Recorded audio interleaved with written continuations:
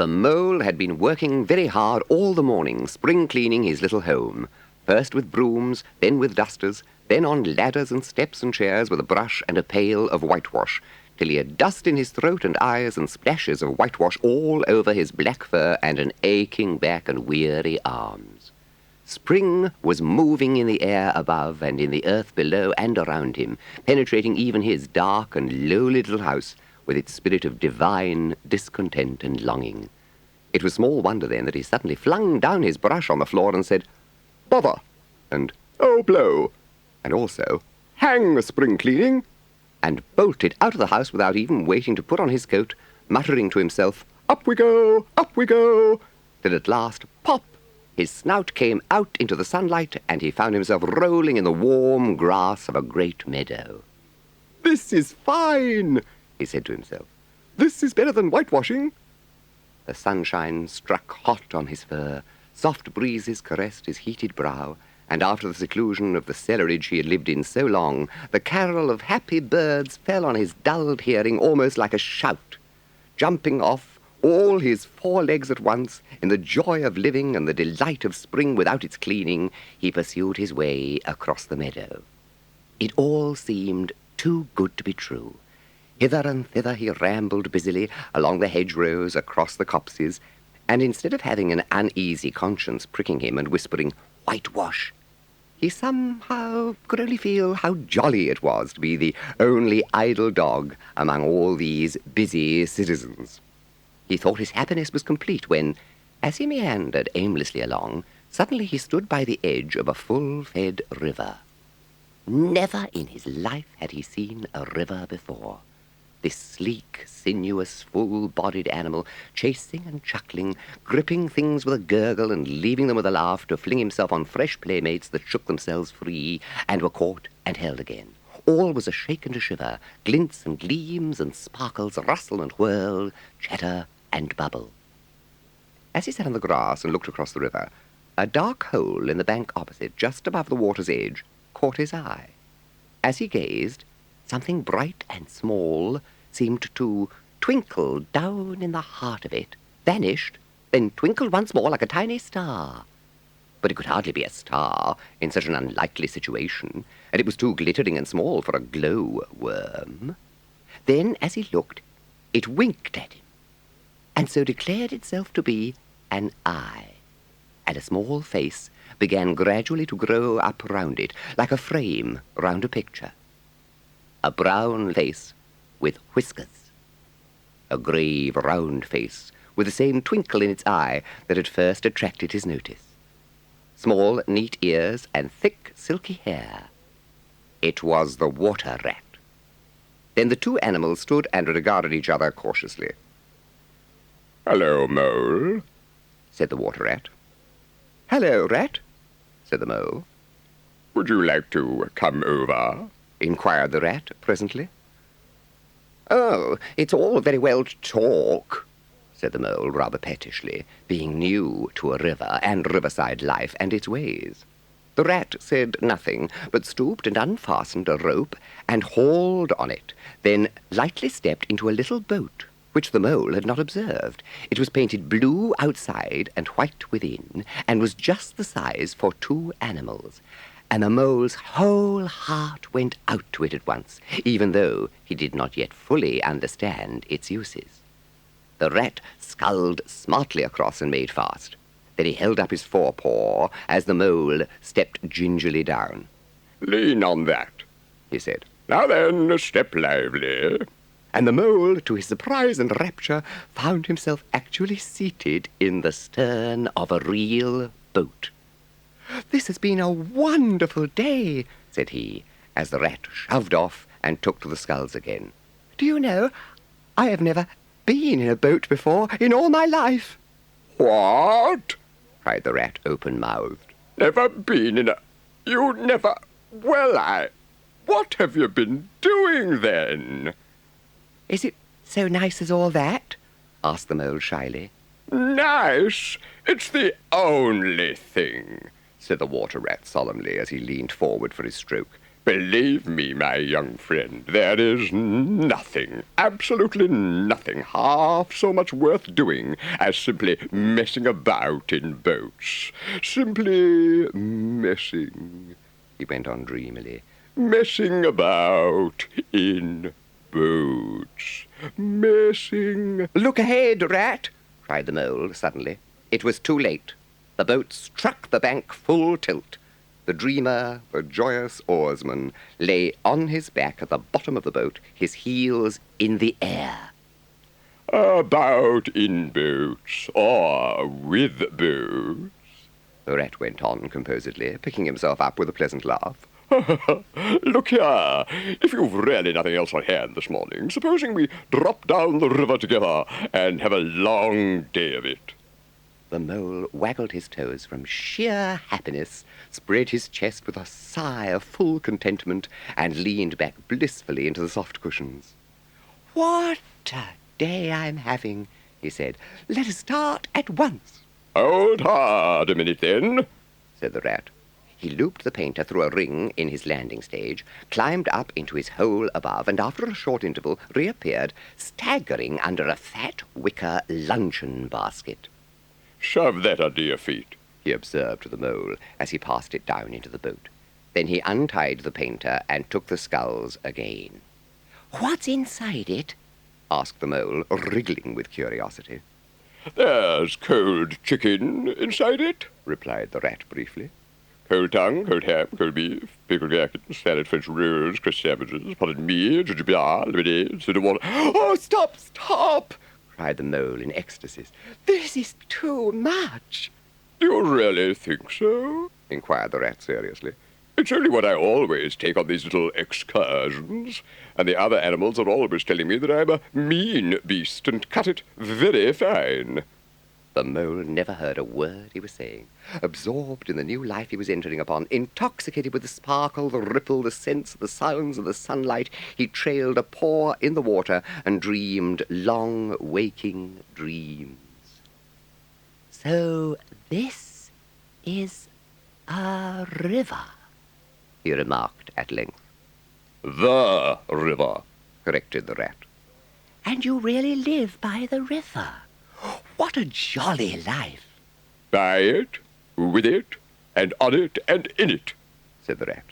It's brother and sister to me, and aunts, and company, and food and drink, and, naturally, washing. It's my world, and I don't want any other. "What lies over there?" asked the mole, waving a paw towards a background of woodland that darkly framed the water meadows on one side of the river. That? Oh, that's just the wild wood, said the rat shortly. We don't go there very much, we river bankers. Aren't they very nice people in there?" said the mole, a trifle nervously. Well, let me see. The squirrels are all right, and the rabbits. Some of them. The rabbits are a mixed lot. And then there's Badger, of course. He lives right at the heart of it. Wouldn't live anywhere else either. Dear old Badger, and nobody interferes with him. They'd better not, he added significantly. "Why, who should interfere with him?" asked the mole. Well, of course, there are others, explained the rat in a hesitating sort of way. Weasels and stoats and foxes and so on, they're all right in a way. I'm very good friends with them, pass the time of day when we meet and all that. But they break out sometimes, there's no denying it, and then, well, you can't really trust them, and that's the fact. The rat brought the boat alongside the bank, made her fast, helped the still awkward mole safely ashore, and swung out the luncheon basket.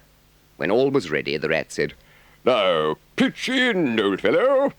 And the mole was indeed very glad to obey. What are you looking at? said the rat presently, when the edge of their hunger was somewhat dulled, and the mole's eyes were able to wander off the tablecloth a little.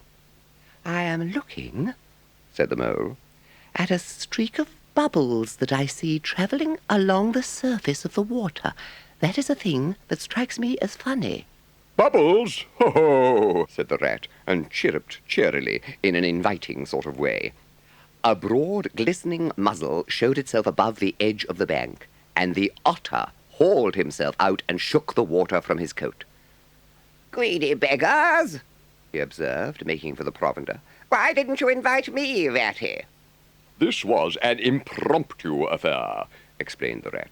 By the way, my friend, Mr. Mole.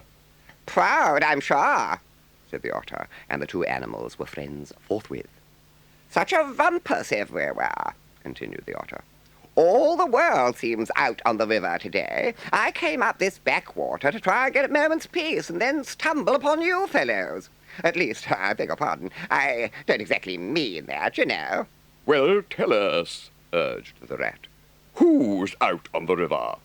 "Toad's out, for one," replied the otter. "It is brand new wager boat. New togs, new everything." The two animals looked at each other and laughed. Once it was nothing but sailing. Then he tired of that and took to punting. It's all the same. Whatever he takes up, he gets tired of it and starts on something fresh. "Such a good fellow, too," remarked the otter reflectively. "But no stability, especially in a boat." From where they sat, they could get a glimpse of the main stream across the island that separated them. And just then, a wager boat flashed into view. The rower, a short, stout figure, splashing badly and rolling a good deal, but working his hardest. The rat stood up and hailed him, but Toad, for it was he, shook his head and settled sternly to his work. He'll be out of the boat in a minute if he rolls like that, said the rat, sitting down again. "Of course he will," chuckled the otter. "Did I ever tell you that good story about Toad and the lock-keeper? It happened this way. Toad—" An errant mayfly swerved unsteadily athwart the current in the intoxicated fashion affected by young bloods of mayflies seeing life. A swirl of water and a cloop, and the mayfly was visible no more. Neither was the otter. But again there was a streak of bubbles on the surface of the river. Well, well, said the rat. I suppose we ought to be moving. I wonder which of us had better pack the luncheon basket. He did not speak as if he was frightfully eager for the treat. "Oh, please, let me," said the mole. So, of course, the rat let him. When they got home, the rat made a bright fire in the parlour and planted the mole in an armchair in front of it, having fetched down a dressing-gown and slippers for him, and told him river stories till supper-time. Supper was a most cheerful meal, but very shortly afterwards a terribly sleepy mole had to be escorted upstairs by his considerate host to the best bedroom, where he soon laid his head on his pillow in great peace and contentment, knowing that his new-found friend the river was lapping the sill of his window. This day was only the first of many similar ones for the emancipated mole, each of them longer and fuller of interest as the ripening summer moved onward. He learnt to swim and to row, and entered into the joy of running water, and with his ear to the reed stems he caught at intervals something of what the wind went whispering so constantly among them.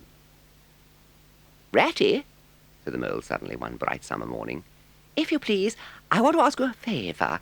What I wanted to ask you was, won't you take me to call on Mr. Toad? I've heard so much about him, and I do so want to make his acquaintance." Why, certainly, said the good-natured rat, jumping to his feet. Get the boat out, and we'll paddle up there at once. It's never the wrong time to call on Toad. Early or late, he's always the same fellow, always good-tempered, always glad to see you, always sorry when you go. "He must be a very nice animal," observed the mole, as he got into the boat and took the sculls, while the rat settled himself comfortably in the stern. He is indeed the best of animals, replied Rat. So simple, so good-natured, and so affectionate. Perhaps he's not very clever. We can't all be geniuses, and it may be that he is both boastful and conceited. But he has got some great qualities, has Toady. Rounding a bend in the river, they came in sight of a handsome, dignified old house of mellowed red brick, with well-kept lawns reaching down to the water's edge. There's Toad Hall, said the rat. Toad is rather rich, you know, and this is really one of the nicest houses in these parts, though we never admit as much to Toad. They glided up the creek, and the mole shipped his sculls as they passed into the shadow of a large boathouse. Here they saw many handsome boats slung from the crossbeams or hauled up on a slip, but none in the water, and the place had an unused and a deserted air. The rat looked round him. I understand, said he. Boating is played out. He's tired of it and done with it. I wonder what new fad he's taken up now. Come along and let's look him up. We shall hear all about it quite soon enough. They disembarked and strolled across the gay, flower-decked lawns in search of Toad, whom they presently happened upon resting in a wicker garden chair, with a preoccupied expression of face and a large map spread out on his knees.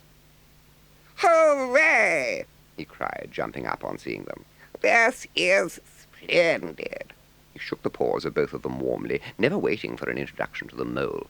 How kind of you, he went on, dancing round them. I was just going to send a boat down the river for you, Ratty, with strict orders that you were to be fetched up here at once, whatever you were doing. You are the very animals I wanted. You've got to help me. It's most important. It's about your rowing, I suppose, said the rat with an innocent air.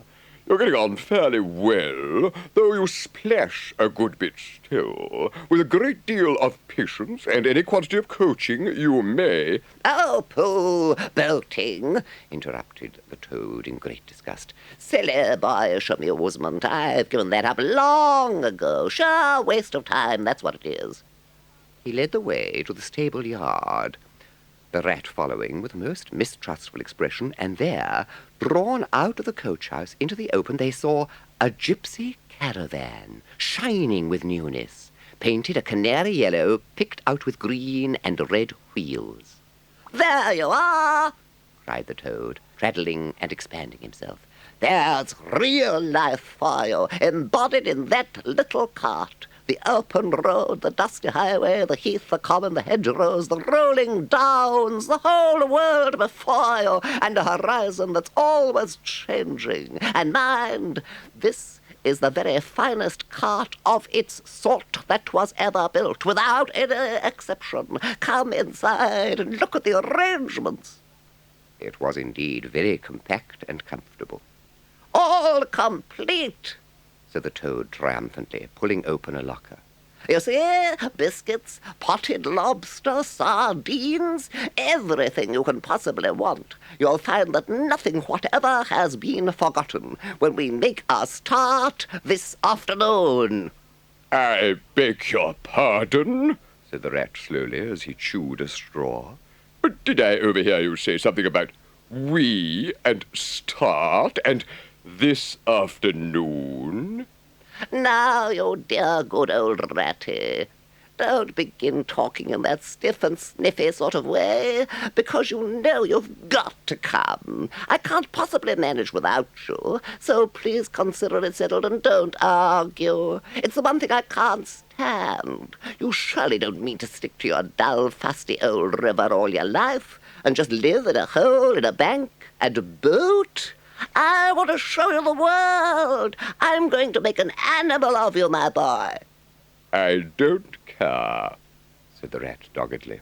I'm not coming, and that's flat.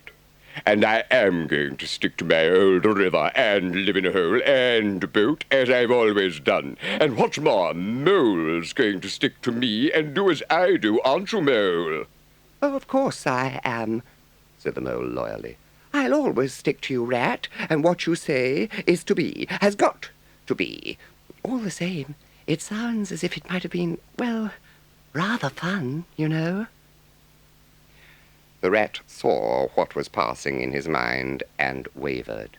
He hated disappointing people, and he was fond of the Mole, and would do almost anything to oblige him. Toad was watching both of them closely. Come along in and have some lunch, he said diplomatically, "and we'll talk it over. We needn't decide anything in a hurry. Of course, I don't really care. I only want to give pleasure to you fellows. Live for others. That's my motto." During luncheon, which was excellent, of course, as everything at Toad Hall always was, the Toad simply let himself go. Disregarding the rat, he proceeded to play upon the inexperienced Mole as on a harp. Somehow it soon seemed taken for granted by all three of them that the trip was a settled thing, and the rat, though still unconvinced in his mind, allowed his good nature to override his personal objections. He could not bear to disappoint his two friends, who were already deep in schemes and anticipations, planning out each day's separate occupation for several weeks ahead. When they were quite ready, the now triumphant Toad led his companions to the paddock and set them to capture the old grey horse. It was a golden afternoon. The smell of the dust they kicked up was rich and satisfying. Out of thick orchards on either side of the road, birds called and whistled to them cheerily. Good-natured wayfarers passing them gave them "good day," or stopped to say nice things about their beautiful cart, and rabbits, sitting at their front doors in the hedgerows, held up their forepaws and said, "Oh my, oh my, oh my." Late in the evening, tired and happy and miles from home, they drew up on a remote common far from habitations, turned the horse loose to graze, and ate their simple supper sitting on the grass by the side of the cart. After so much open air and excitement, the Toad slept very soundly, and no amount of shaking could rouse him out of bed next morning. So the Mole and Rat turned to, quietly and manfully, and while the Rat saw to the horse and lit a fire and cleaned last night's cups and platters and got things ready for breakfast, the Mole trudged off to the nearest village, a long way off, for milk and eggs and various necessaries the Toad had, of course, forgotten to provide. They had a pleasant ramble that day over grassy downs and along narrow by-lanes, and camped, as before, on a common. Only this time the two guests took care that Toad should do his fair share of work. In consequence, when the time came for starting next morning, Toad was by no means so rapturous about the simplicity of the primitive life, and indeed attempted to resume his place in his bunk, whence he was hauled by force. They were strolling along the high road easily, the Mole by the horse's head, talking to him, since the horse had complained that he was being frightfully left out of it, when far behind them they heard a faint warning hum, like the drone of a distant bee. Glancing back, they saw a small cloud of dust with a dark centre of energy advancing on them at incredible speed, while from out of the dust a faint poop-poop wailed like an uneasy animal in pain. Hardly regarding it, they turned to resume their conversation, when in an instant, as it seemed, the peaceful scene was changed, and with a blast of wind and a whirl of sound that made them jump for the nearest ditch, it was on them. The poop-poop rang with a brazen shout in their ears. They had a moment's glimpse of an interior of glittering plate glass and rich morocco, and the magnificent motor car, immense, breath-snatching, passionate, with its pilot tense and hugging at its wheel, possessed all earth and air for the fraction of a second, flung an enveloping cloud of dust that blinded and enwrapped them utterly, and then dwindled as a speck in the far distance, changed back into a droning bee once more. The old grey horse, dreaming as he plodded along of his quiet paddock, in a new raw situation such as this, simply abandoned himself to his natural emotions, rearing, plunging, backing steadily in spite of all the Mole's efforts at his head and all the Mole's lively language directed at his better feelings. He drove the cart backwards towards the deep ditch at the side of the road. It wavered an instant, then there was a heart-rending crash, and the canary-coloured cart, their pride and their joy, lay on its side in the ditch. An irredeemable wreck.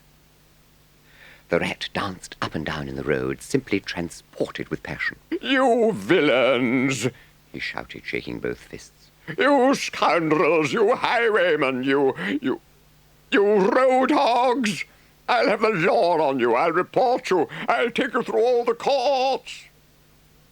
Toad sat straight down in the middle of the dusty road, his legs stretched out before him, and stared fixedly in the direction of the disappearing motor car.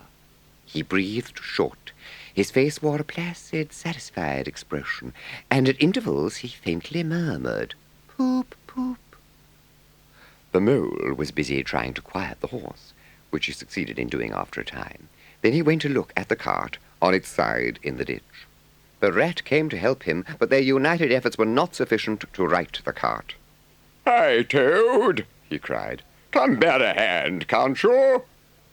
The rat returned and shook him by the shoulder. "Are you coming to help us, Toad?" Glorious, stirring sight, murmured Toad, never offering to move. the poetry of motion, the real way to travel, the only way to travel, here today and in next week, tomorrow. Villages skipped, towns and cities jumped, always somebody else's horizon. Oh, bliss, oh, poop, poop, oh, my, oh, my. "Stop being an ass, Toad," cried the mole despairingly.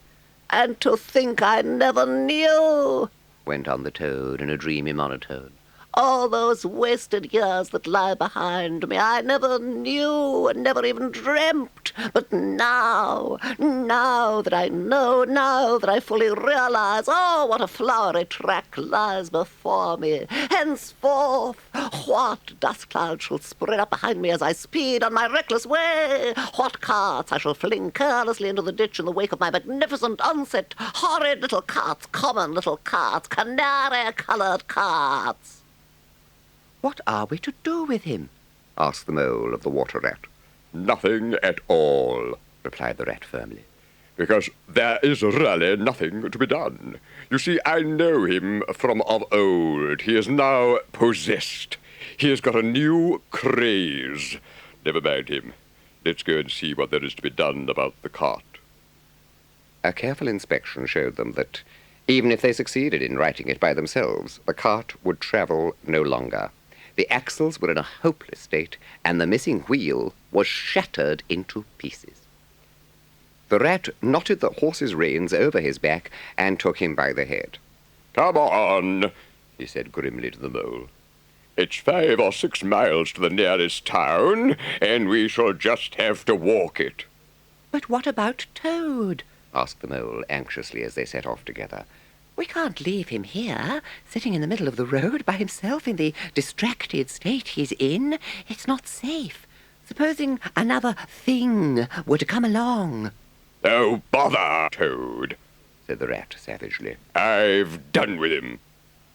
They had not proceeded very far on their way, however, when there was a pattering of feet behind them, and Toad caught them up and thrust a paw inside the elbow of each of them, still breathing short and staring into vacancy. "Now look here, Toad," said the rat sharply.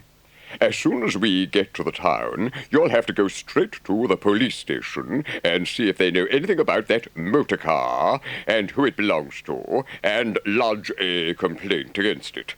And then you'll have to go to a blacksmith's or a wheelwright's and arrange for the cart to be fetched and mended and put to rights." "Police station complaint," murmured Toad dreamily.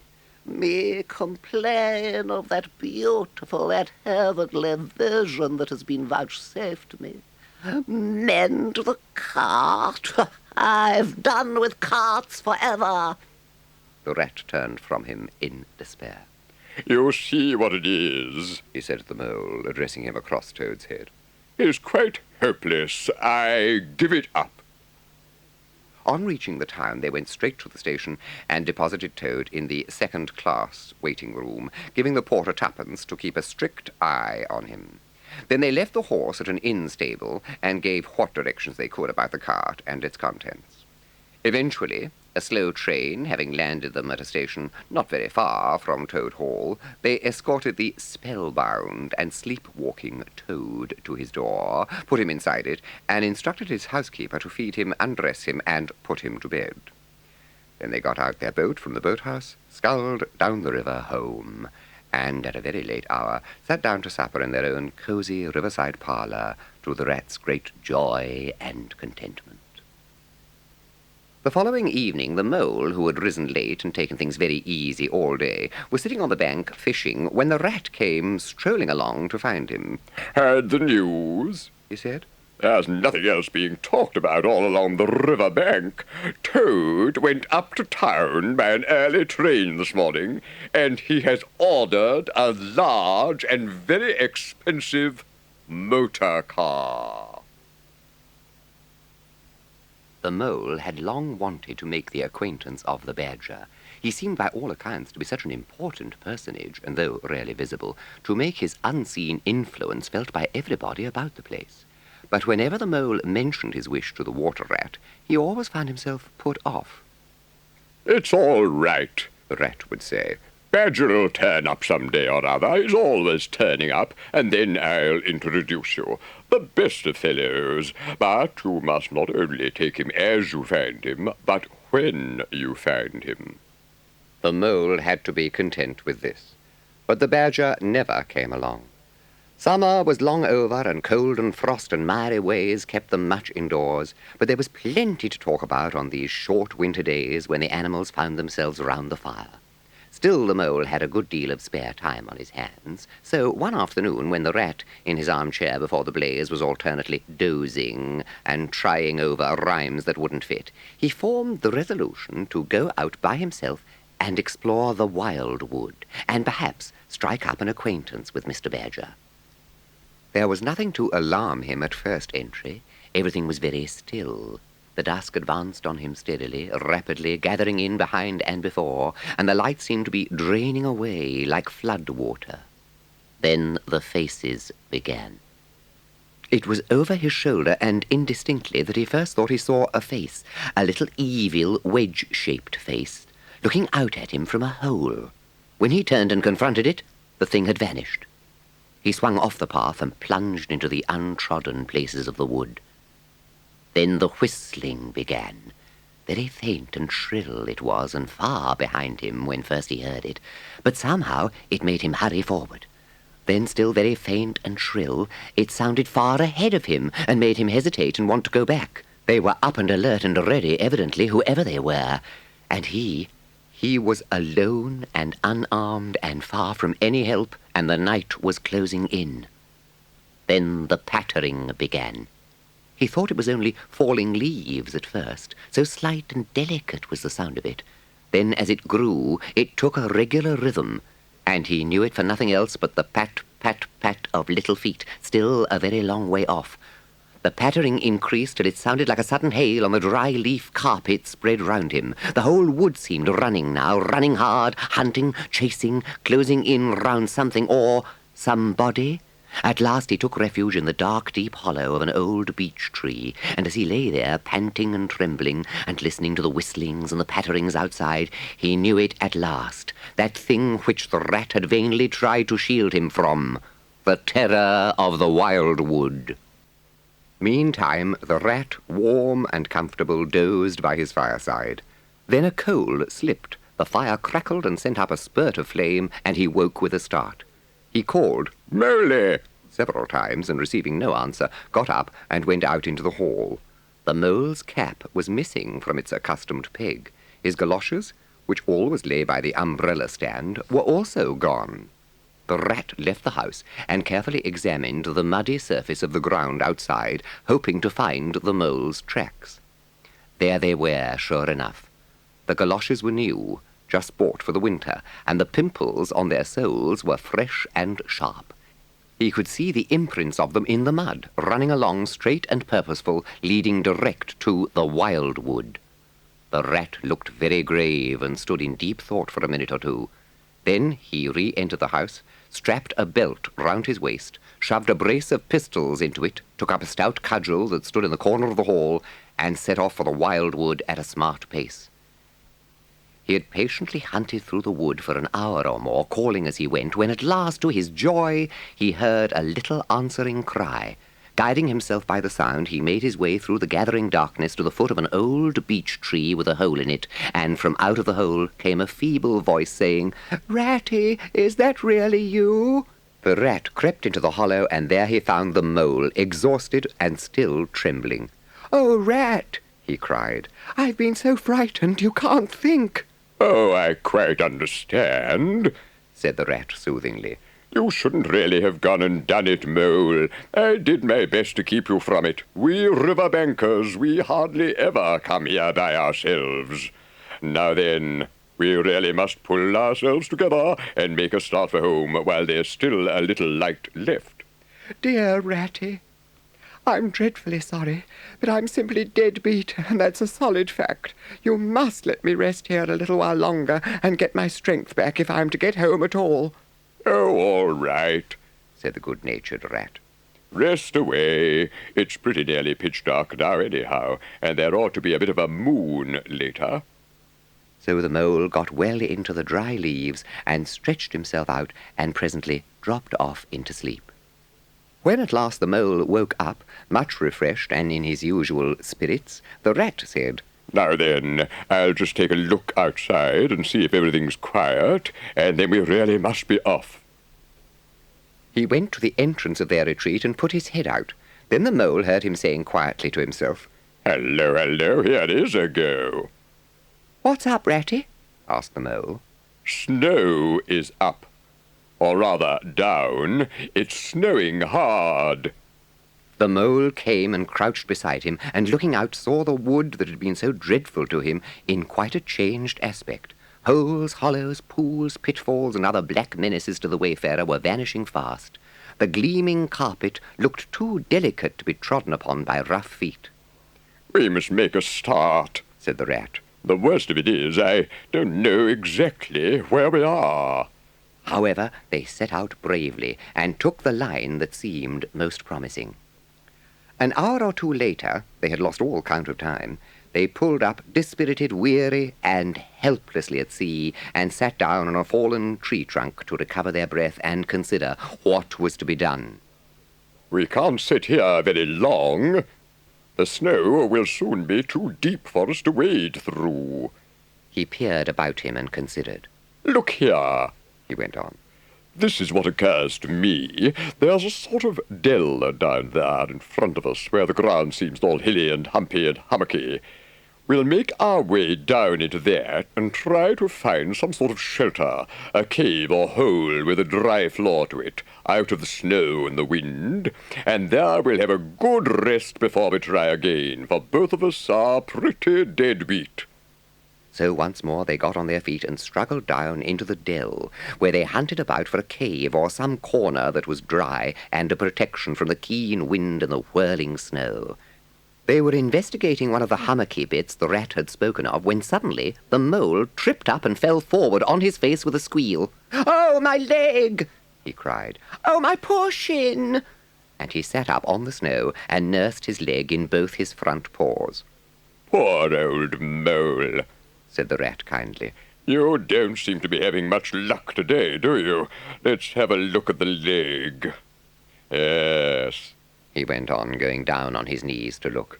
"You've cut your shin, sure enough. Wait till I get my handkerchief and I'll tie it up for you."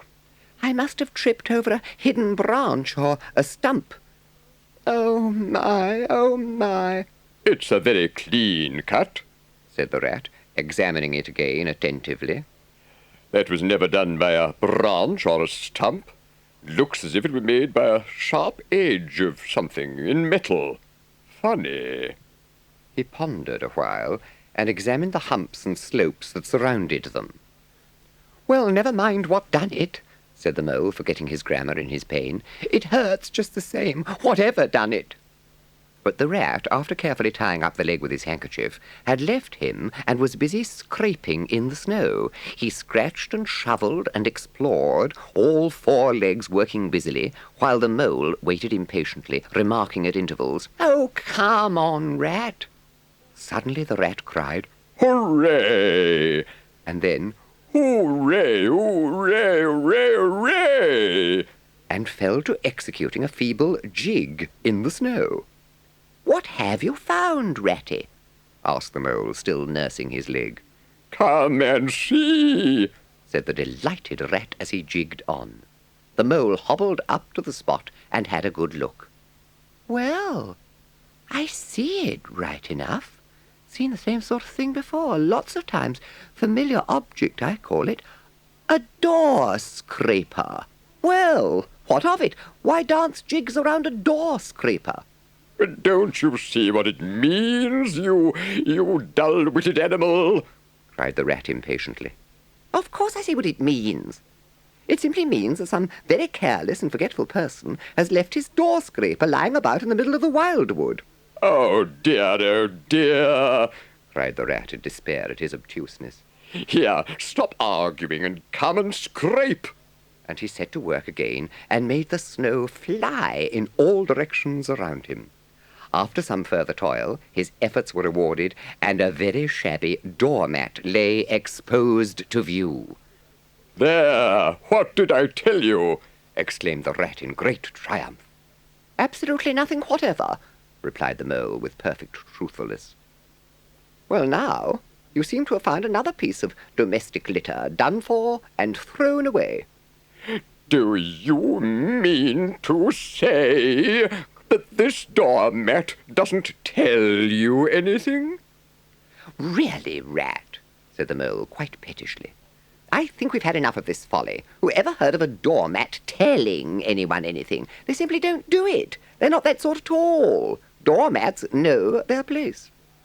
Now look here, you thick-headed beast, replied the rat, really angry. This must stop. Not another word, but scrape, and scratch and dig and hunt around, especially on the sides of the hummocks if you want to sleep dry and warm tonight, for it's our last chance. The rat attacked a snowbank beside them with ardour, probing with his cudgel everywhere and then digging with fury, and the mole scraped busily too, more to oblige Rat than for any other reason, for his opinion was that his friend was getting light-headed. Some 10 minutes' hard work, and the point of the rat's cudgel struck something that sounded hollow. In the side of what had seemed to be a snowbank stood a solid-looking little door, painted a dark green. An iron bell-pull hung by the side, and below it, on a small brass plate neatly engraved in square capital letters, they could read by the aid of the moonlight, Mr. Badger. The mole fell backwards on the snow from sheer surprise and delight. Rat! He cried in penitence. You are a wonder, a real wonder, that's what you are. You're simply wasted here among us fellows. If only I had your head, Ratty. But as you haven't, interrupted the rat rather unkindly, I suppose you're going to sit on the snow all night and talk. Get up at once and hang on to that bell-pull you see there and ring hard as you can, while I hammer. While the rat attacked the door with his stick, the mole sprang up at the bell-pull, clutched it and swung there, both feet well off the ground, and from quite a long way off they could faintly hear a deep-toned bell respond. They waited patiently for what seemed a very long time, stamping in the snow to keep their feet warm. At last they heard the sound of slow, shuffling footsteps approaching the door from the inside. There was the noise of a bolt shot back, and the door opened a few inches, enough to show a long snout and a pair of sleepy, blinking eyes. Now, the very next time this happens, said a gruff and suspicious voice, I shall be exceedingly angry. Who is it this time, disturbing people on such a night? Speak up! Oh, Badger, let us in, please. It's me, Rat, and my friend Mole, and we've lost our way in the snow. What, Ratty? My dear little man, exclaimed the Badger in quite a different voice. Come along in, both of you at once. Why, you must be perished. Well, I never. Lost in the snow, and in the wildwood, too, and at this time of night. But come in with you. The two animals tumbled over each other in their eagerness to get inside, and at once found themselves in all the glow and warmth of a large, fire-lit kitchen. The kindly Badger thrust them down on a settle to toast themselves at the fire, and bade them remove their wet coats and boots. When at last they were thoroughly toasted, the Badger summoned them to the table, where he'd been busy laying a repast. They had felt pretty hungry before, but when they actually saw at last the supper that was spread before them, really it seemed only a question of what they should attack first, where all was so attractive, and whether the other things would obligingly wait for them till they'd time to give them attention. Conversation was impossible for a long time, and then, when it was slowly resumed, it was that regrettable sort of conversation that results from talking with your mouth full. When supper was really finished at last, and each animal felt that his skin was now as tight as was decently safe, and that by this time he didn't care a hang for anybody or anything, they gathered around the glowing embers of the great wood fire and thought how jolly it was to be sitting up so late and so independent and so full. And after they'd chatted for a long time about things in general, the Badger said heartily, "Now then, tell us the news from your part of the world. How's old Toad going on?" From bad to worse, said the Rat gravely, while the Mole cocked up on a settle and, basking in the firelight, his heels higher than his head, tried to look properly mournful. Another smash-up only last week, and a bad one. You see, he will insist on driving himself, and he's hopelessly incapable. If he'd only employ a decent, steady, well-trained animal, pay him good wages, and leave everything to him, he'd get on all right. But no, he is convinced he's a heaven-born driver, and nobody could teach him anything, and all the rest follows. "How many has he had?" inquired the Badger gloomily. Smashes or machines? Asked the Rat. Oh, well, after all, it's the same thing with Toad. This is the 7th. As for the others, you know that coach house of his? Well, it's piled up, literally piled up to the roof, with fragments of motor cars, none of them bigger than your hat. That accounts for the other 6, so far as they can be accounted for. "Very well, then," said the Badger. "When once the year has really turned and the nights are shorter, and halfway through them one rouses and feels fidgety and wanting to be up and doing by sunrise, if not before, you know—" Both animals nodded gravely. They knew. "Well, then," went on the Badger, "we, that is, you and me, and our friend the Mole here, we'll take Toad seriously in hand. We'll stand no nonsense whatever. We'll bring him back to reason by force, if need be. We'll make him be a sensible Toad. We'll—" "You're asleep, Rat." No, not me," said the Rat, waking up with a jerk. "He's been asleep 2 or 3 times since supper," said the Mole, laughing. "Well, it's time we were all in bed," said the Badger, getting up and fetching flat candlesticks. "Come along, you two, and I'll show you your quarters. And take your time tomorrow morning. Breakfast at any hour you please." In accordance with the kindly Badger's injunctions, the 2 tired animals came down to breakfast very late next morning, and found a bright fire burning in the kitchen, and 2 young hedgehogs sitting on a bench at the table, eating oatmeal porridge out of wooden bowls. The hedgehogs dropped their spoons, rose to their feet, and ducked their heads respectfully as the 2 entered. "There, sit down, said the Rat pleasantly, "and go on with your porridge. Where have you youngsters come from? Lost your way in the snow, I suppose?" "Yes, sir," said the elder of the 2 hedgehogs respectfully. "Me and little Billy here, we was trying to find our way to school.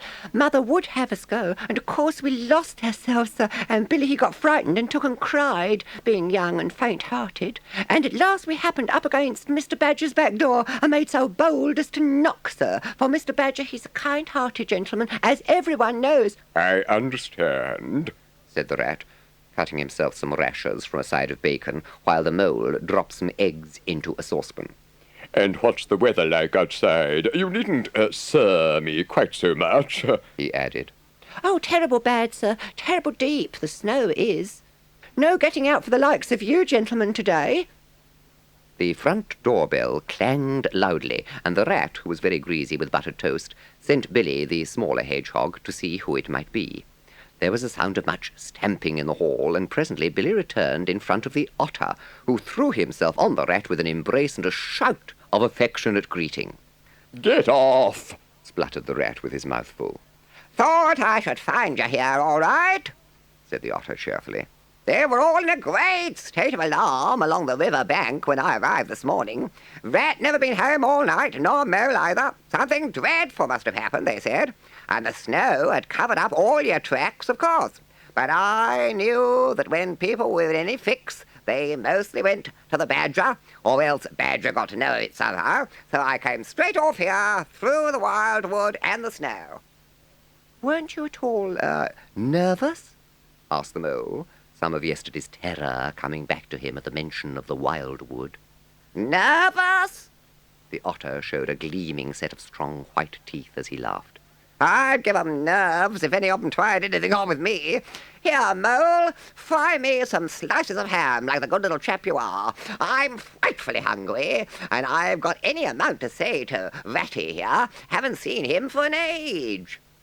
So the good-natured mole, having cut some slices of ham, set the hedgehogs to fry it, and returned to his own breakfast, while the otter and the rat, their heads together, eagerly talked river shop, which is long shop and talk that is endless, running on like the babbling river itself. A plate of fried ham had just been cleared and sent back for more, when the badger entered, yawning and rubbing his eyes, and greeted them all in his quiet, simple way, with kind inquiries for everyone. "It must be getting on for luncheon time," he remarked to the otter. "Better stop and have it with us. You must be hungry this cold morning." The rat, however, was anxious to be off and attend to his river, so the badger, taking up his lantern, led the way along a damp and airless tunnel that wound and dipped, part vaulted, part hewn through solid rock for a weary distance that seemed to be miles. At last, daylight began to show itself confusedly through tangled growth overhanging the mouth of the passage, and the badger, bidding them a hasty good-bye, pushed them hurriedly through the opening, made everything look as natural as possible again with creepers, brushwood, and dead leaves, and retreated. They found themselves standing on the very edge of the wildwood. The otter, as knowing all the paths, took charge of the party, and they trailed out on a bee-line for a distant stile. As he hurried along, eagerly anticipating the moment when he would be at home again among the things he knew and liked, the mole saw clearly that he was an animal of tilled field and hedgerow, the frequented pasture, the lane of evening lingerings, the cultivated garden plot. For others, the asperities that went with nature in the rough, he must be wise, must keep to the pleasant places in which his lines were laid, and which held adventure enough in their way to last for a lifetime. It was a bright morning in the early part of summer. The river had resumed its wonted banks and its accustomed pace, and a hot sun seemed to be pulling everything green and bushy and spiky up out of the earth towards him as if by strings. The mole and the water rat were finishing breakfast in their little parlour and eagerly discussing their plans for the day when a heavy knock sounded at the door. "Oh, bother," said the rat, all over egg. "See who it is, Mole, like a good chap, since you've finished." The mole went to attend the summons, and the rat heard him utter a cry of surprise. Then he flung the parlour door open and announced with much importance, "Mr. Badger." This was a wonderful thing indeed, that the badger should pay a formal call on them, or indeed on anybody. He had generally to be caught, if you wanted him badly, as he slipped quietly along a hedgerow of an early morning or a late evening, or else hunted up in his own house in the middle of the wood, which was a serious undertaking. The badger strode heavily into the room and stood looking at the two animals with an expression full of seriousness. The rat let his egg-spoon fall on the tablecloth and sat open-mouthed. "The hour has come," said the badger at last with great solemnity. "What hour?" asked the rat uneasily, glancing at the clock on the mantelpiece. "Whose hour, you should rather say," replied the badger. "Why, Toad's hour, the hour of Toad. I said I would take him in hand as soon as the winter was well over, and I'm going to take him in hand today." Toad's hour, of course, cried the mole delightedly. Hooray! I remember now. We'll teach him to be a sensible toad, Right you are, cried the rat, starting up.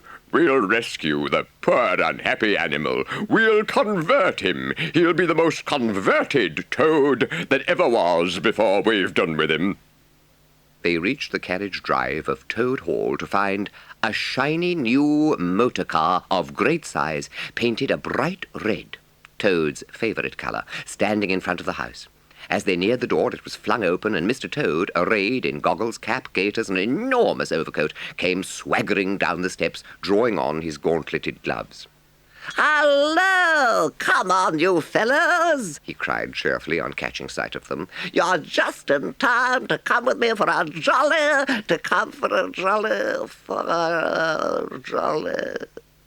His hearty accents faltered and fell away as he noticed the stern, unbending look on the countenances of his silent friends, and his invitation remained unfinished. The Badger strode up the steps. Take him inside, he said sternly to his companions. Then, as Toad was hustled through the door, struggling and protesting, he turned to the chauffeur in charge of the new motor car. I'm afraid you won't be wanted today, he said. Mr. Toad has changed his mind. He will not require the car. Please understand that this is final. You needn't wait. Then he followed the others inside, took Toad firmly by the arm, led him into the smoking room, and closed the door behind them. That's no good, said the rat contemptuously. Talking to Toad'll never cure him. He'll say anything. They made themselves comfortable in armchairs and waited patiently. Through the closed door they could just hear the long, continuous drone of the Badger's voice rising and falling in waves of oratory, and presently they noticed that the sermon began to be punctuated at intervals by long-drawn sobs, evidently proceeding from the bosom of Toad, who was a soft-hearted and affectionate fellow, very easily converted, for the time being, to any point of view. After some 3/4 of an hour, the door opened, and the Badger reappeared, solemnly leading by the paw a very limp and dejected Toad. His skin hung baggily about him, his legs wobbled, and his cheeks were furrowed by the tears so plentifully called forth by the Badger's moving discourse. Sit down there, Toad, said the Badger, kindly pointing to a chair. My friends, he went on, I'm very pleased to inform you that Toad has at last seen the error of his ways. He's truly sorry for his misguided conduct in the past, and he has undertaken to give up motor cars entirely and forever. I have his solemn promise to that effect. There's only one thing more to be done, continued the gratified Badger. Toad, I want you solemnly to repeat before your friends here what you fully admitted to me in the smoking room just now. First, you are sorry for what you've done, and you see the folly of it all. There was a long, long pause. Toad looked desperately this way and that, while the other animals waited in grave silence. At last he spoke. No, he said, a little sullenly but stoutly. I'm not sorry, and it wasn't folly at all. It was simply glorious. What? cried the Badger, greatly scandalized. You backsliding animal! Didn't you tell me just now in there? Oh, yes, in there, said Toad impatiently. I'd have said anything in there. You're so eloquent, dear Badger, and so moving, and so convincing, and put all your points so frightfully well. You can do what you like with me in there, and you know it. But I've been searching my mind since and going over things in it, and I find that I'm not a bit sorry or repentant, really. And so it's no earthly good saying I am. Now, is it? Very well, then, said the Badger firmly, rising to his feet. Since you won't yield to persuasion, we'll try what force can do. I feared it would come to this all along. You've often asked us three to come and stay with you, Toad, in this handsome house of yours. Well, now we're going to. When we've converted you to a proper point of view, we may quit, but not before. Take him upstairs, you two, and lock him up in his bedroom while we arrange matters between ourselves. It's for your own good, Toady, you know, said the rat kindly, as Toad, kicking and struggling, was hauled up the stairs by his two faithful friends.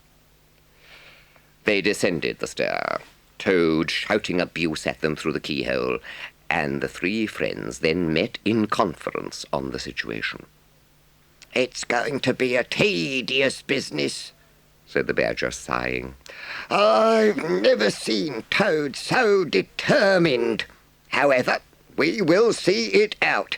He must never be left for an instant unguarded. We shall have to take it in turns to be with him till the poison has worked itself out of his system. They arranged watches accordingly. Each animal took it in turns to sleep in Toad's room at night, and they divided the day up between them. At first, Toad was undoubtedly very trying to his careful guardians. As time passed, however, he grew apparently languid and depressed. One fine morning, the rat, whose turn it was to go on duty, went upstairs to relieve Badger, whom he found fidgeting to be off and stretch his legs in a long ramble round his wood and down his earths and burrows. "How are you today, old chap?" inquired the rat cheerfully as he approached Toad's bedside. "Dear kind rat," murmured Toad. "how little you realize my condition. But do not trouble about me. I hate being a burden to my friends, and I do not expect to be one much longer. I'm a nuisance, I know." "You are indeed. But I tell you, I'd take any trouble on earth for you, if only you'd be a sensible animal." "If I thought that, Ratty," murmured Toad, more feebly than ever, "then I would beg you, for the last time probably, to step round to the village as quickly as possible. Even now it may be too late, and fetch the doctor. Oh, but don't you bother. It's only a trouble, and perhaps we may as well let things take their course." "Why, what do you want a doctor for?" inquired the rat, coming closer and examining him. He certainly lay very still and flat, and his voice was weaker, and his manner much changed. "And, by the way," Toad continued, "while you are about it, I hate to give you additional trouble, but I happen to remember that you will pass the door. Do you mind at the same time asking the lawyer to step up? It would be a convenience to me, and there are moments, perhaps I should say there is a moment, when one must face disagreeable tasks at whatever cost to exhausted nature." "A lawyer? Oh, he must really be bad," the affrighted rat said to himself as he hurried from the room, not forgetting, however, to lock the door carefully behind him. Outside he stopped to consider. The other two were far away, and he had no one to consult. "It's best to be on the safe side," he said on reflection. "I've known Toad fancy himself frightfully bad before, without the slightest reason, but I've never heard him ask for a lawyer." The Toad, who had hopped lightly out of bed as soon as he heard the key turn in the lock, watched him eagerly from the window till he disappeared down the carriage drive. Then, laughing heartily, he dressed as quickly as possible in the smartest suit he could lay hands on at the moment, filling his pockets with cash, which he took from a small drawer in the dressing-table, and next knotting the sheets from his bed together and tying one end of the improvised rope round the central mullion of the handsome Tudor window which formed such a feature of his bedroom. He scrambled out, slid lightly to the ground, and, taking the opposite direction to the rat, marched off light-heartedly, whistling a merry tune. It was a gloomy luncheon for Rat when the Badger and the Mole at length returned, and he had to face them at table with his pitiful and unconvincing story. "He did it awfully well," said the crestfallen Rat. "He did you awfully well," rejoined the Badger hotly. However, talking won't mend matters. He's got clear away for the time, that's certain, and the worst of it is, he'll be so conceited with what he'll think is his cleverness that he may commit any folly. One comfort is we're free now and needn't waste any more of our precious time doing sentry go. But we'd better continue to sleep at Toad Hall for a while longer. Toad may be brought back at any moment on a stretcher or between two policemen. So spoke the Badger, not knowing what the future held in store, or how much water, and of how turbid a character was to run under bridges before Toad should sit at ease once again in his ancestral hall. Meanwhile, Toad, gay and irresponsible, was walking briskly along the high road some miles from home. He strode along, his head in the air, till he reached a little town where the sign of the Red Lion, swinging across the road halfway down the main street, reminded him that he'd not breakfasted that day, and that he was exceedingly hungry after his long walk. He marched into the inn, ordered the best luncheon that could be provided at so short a notice, and sat down to eat it in the coffee-room. He was about halfway through his meal when an only too familiar sound approaching down the street made him start and fall a-trembling all over. The poop-poop drew nearer and nearer. The car could be heard to turn into the inn yard and come to a stop, and Toad had to hold on to the leg of the table to conceal his overmastering emotion. "There cannot be any harm," he said to himself, "in my only just looking at it." The car stood in the middle of the yard quite unattended, the stable helps and other hangers-on being all at their dinner. Toad walked slowly around it, inspecting, criticizing, musing deeply. "I wonder," he said to himself presently, "I wonder if this sort of car starts easily." Next moment, hardly knowing how it came about, he found that he had hold of the handle and was turning it. As the familiar sound broke forth, the old passion seized on Toad and completely mastered him body and soul. As if in a dream, he found himself somehow seated in the driver's seat. As if in a dream, he pulled the lever and swung the car round the yard and out through the archway, and as if in a dream, all sense of right and wrong, all fear of obvious consequences seemed temporarily suspended. He increased his pace, and as the car devoured the street and leapt forth on the high road and through the open country, he was only conscious that he was Toad once more, Toad at his best and highest, Toad the terror, the traffic queller, the lord of the lone trail, before whom all must give way or be smitten into nothingness and everlasting night. To my mind, observed the chairman of the bench of magistrates cheerfully, the only difficulty that presents itself in this otherwise very clear case is how we can possibly make it sufficiently hot for the incorrigible rogue and hardened ruffian whom we see cowering in the dock before us. Let me see. He has been found guilty on the clearest evidence, first of stealing a valuable motor car, secondly of driving to the public danger, and thirdly of gross impertinence to the rural police. Mr. Clerk, will you tell us, please, what is the very stiffest penalty we can impose for each of these offences? The clerk scratched his nose with his pen. "Some people would consider," he observed, "that stealing the motor car was the worst offence, and so it is. But cheeking the police undoubtedly carries the severest penalty, and so it ought. Supposing you would say 12 months for the theft, which is mild, and 3 years for the furious driving, which is lenient, and 15 years for the cheek, which was pretty bad sort of cheek. Those figures, if added together correctly, tot up to 19 years. First rate, said the chairman. So you'd better make it around 20 years and be on the safe side, concluded the clerk. An excellent suggestion, said the chairman approvingly. Prisoner, pull yourself together and try to stand up straight. It's going to be 20 years for you this time, and mind, if you appear before us again upon any charge whatever, we shall have to deal with you very seriously. Then the brutal minions of the law fell upon the hapless Toad, loaded him with chains, and dragged him from the courthouse, shrieking, praying, protesting, across the marketplace, below the spiky portcullis, past sentries, up time-worn winding stairs, across courtyards, where mastiffs strained their leashes, on and on, past the rack-chamber and the thumbscrew room, past the turning that led to the private scaffold, till they reached the door of the grimmest dungeon that lay in the heart of the innermost keep. There at last they paused, where an ancient jailer sat fingering a bunch of mighty keys. "Odds bodikins," said the sergeant of police, taking off his helmet and wiping his forehead. "Rouse thee, old loon, and take over from us this vile Toad, a criminal of deepest guilt and matchless artfulness and resource.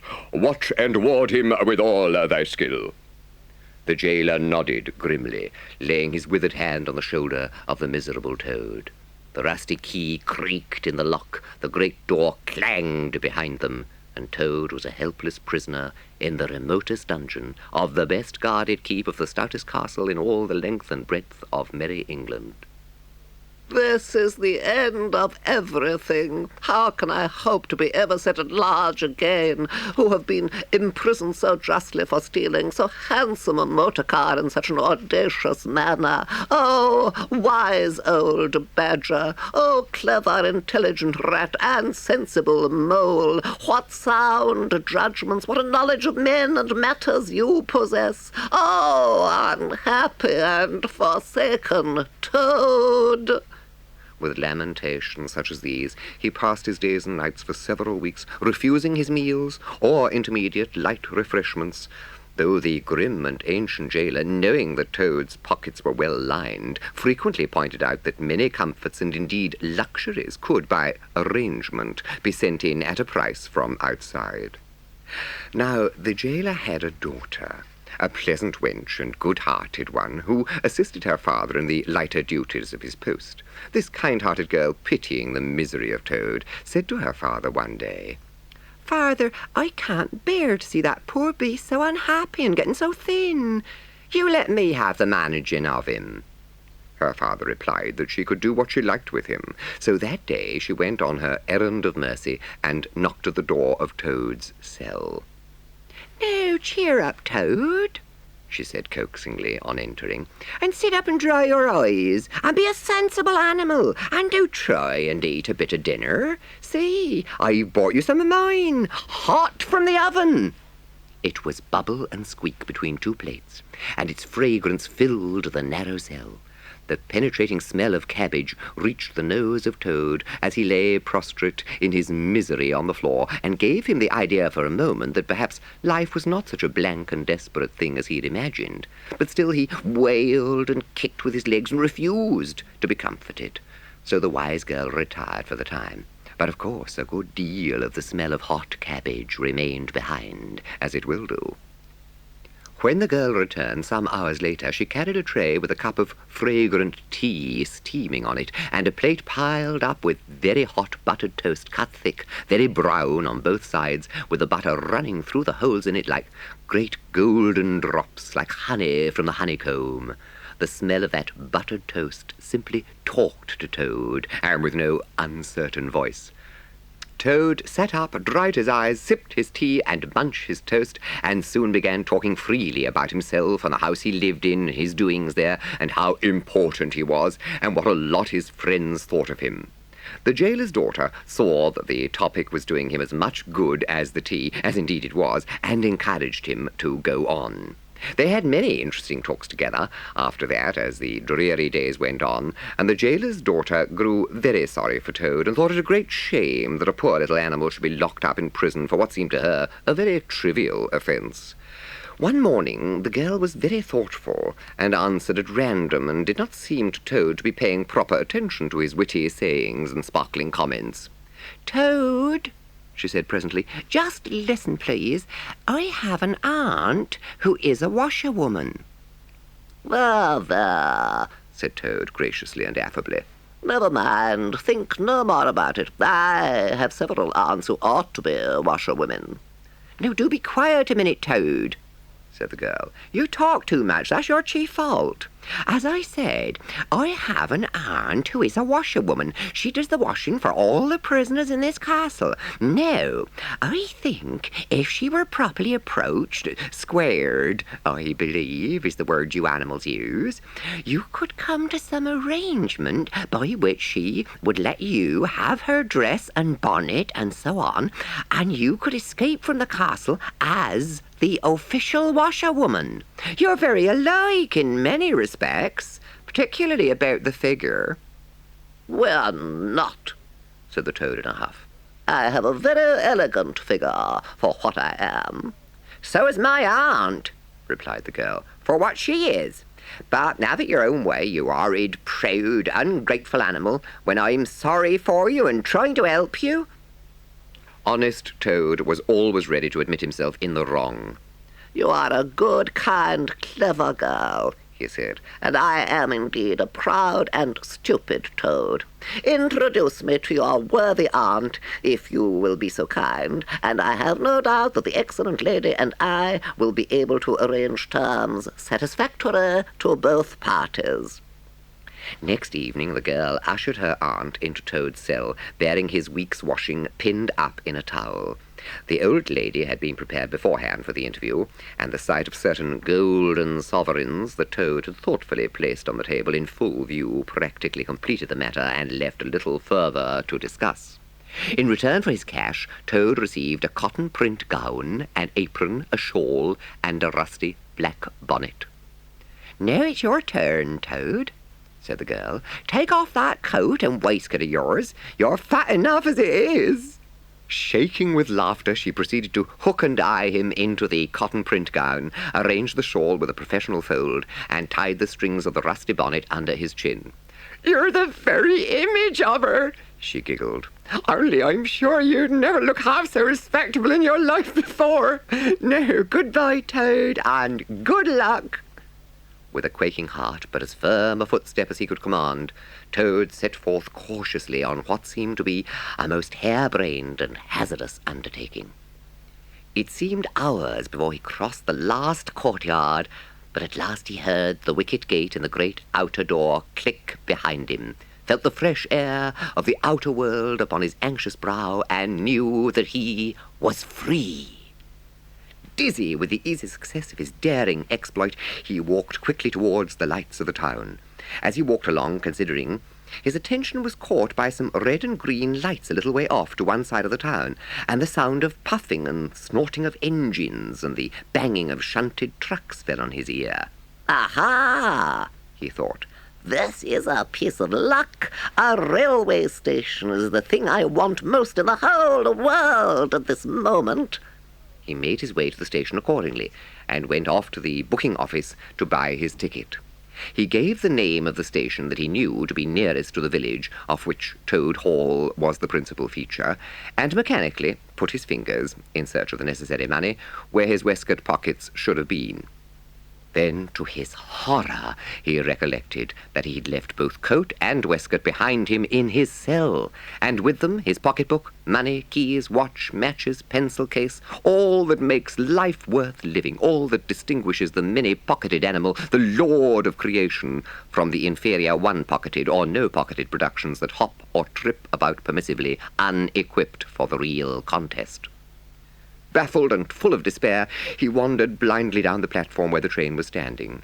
Soon he found himself opposite the engine, which was being oiled, wiped, and generally caressed by its affectionate driver, a burly man with an oil can in one hand and a lump of cotton waste in the other. "Hello, Mother," said the engine driver. "What's the trouble? You don't look particularly cheerful." Oh, sir, said Toad. I'm a poor, unhappy washerwoman, and I've lost all my money and can't pay for a ticket, and I must get home tonight somehow, and whatever am I to do, I don't know. Oh, dear, oh, dear. "That's a bad business indeed," said the driver, reflectively. "Well, I'll tell you what I'll do. You're a washerwoman to your trade, says you. Very well, that's that. And I'm an engine driver, as you may see, and there's no denying it's terrible dirty work. Uses up a pair of shirts, it does, till my missus is fair tired of washing them. If you'll wash a few shirts for me when you get home and send them along, I'll give you a ride on my engine. It's against the company's regulations, but we're not so very particular in these out-of-the-way parts. The toad's misery turned into rapture as he eagerly scrambled up into the cab of the engine. The guard waved his welcome flag, the engine driver whistled in cheerful response, and the train moved out of the station. They had covered many and many a mile, and Toad was already considering what he would have for supper as soon as he got home, when he noticed that the engine driver, with a puzzled expression on his face, was leaning over the side of the engine and listening hard. Then he saw him climb onto the coals and gaze out over the top of the train.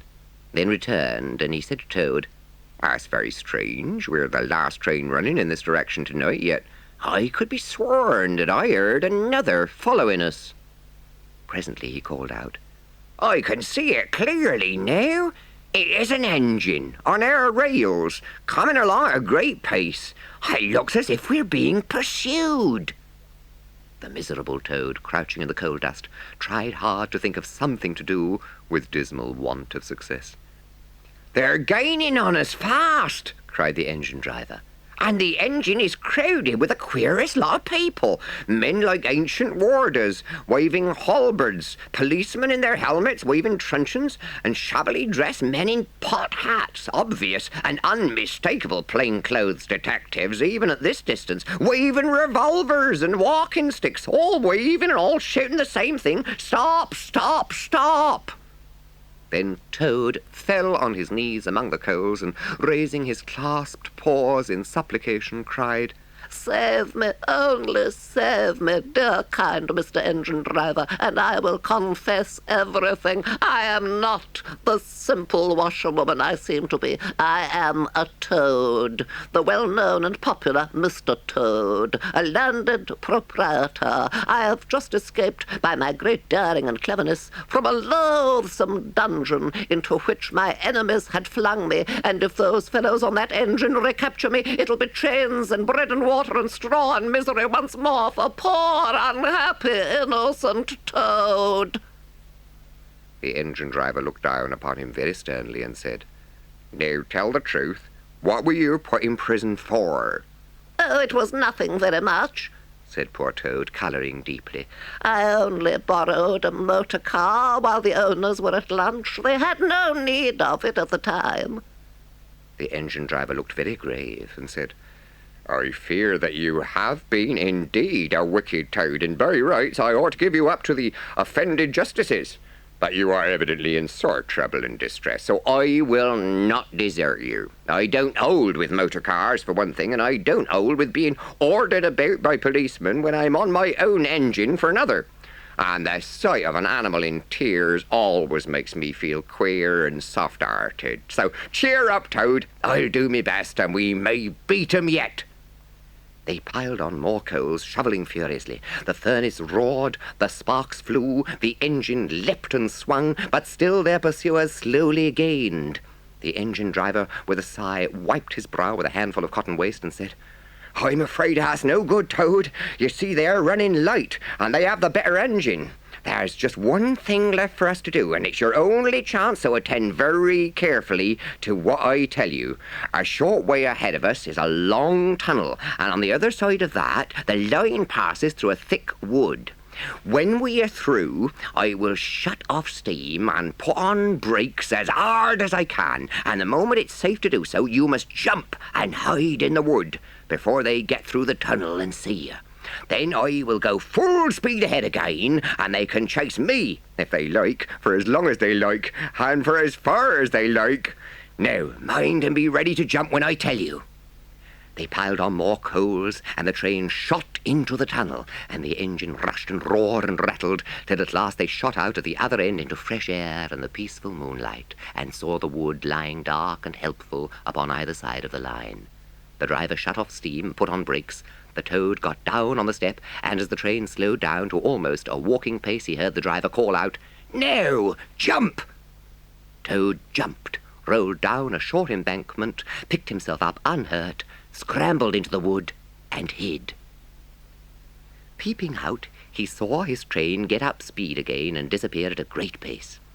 Then out of the tunnel burst the pursuing engine, roaring and whistling, her motley crew waving their various weapons and shouting, "Stop! Stop! Stop!" When they were past, the Toad had a hearty laugh for the first time since he was thrown into prison.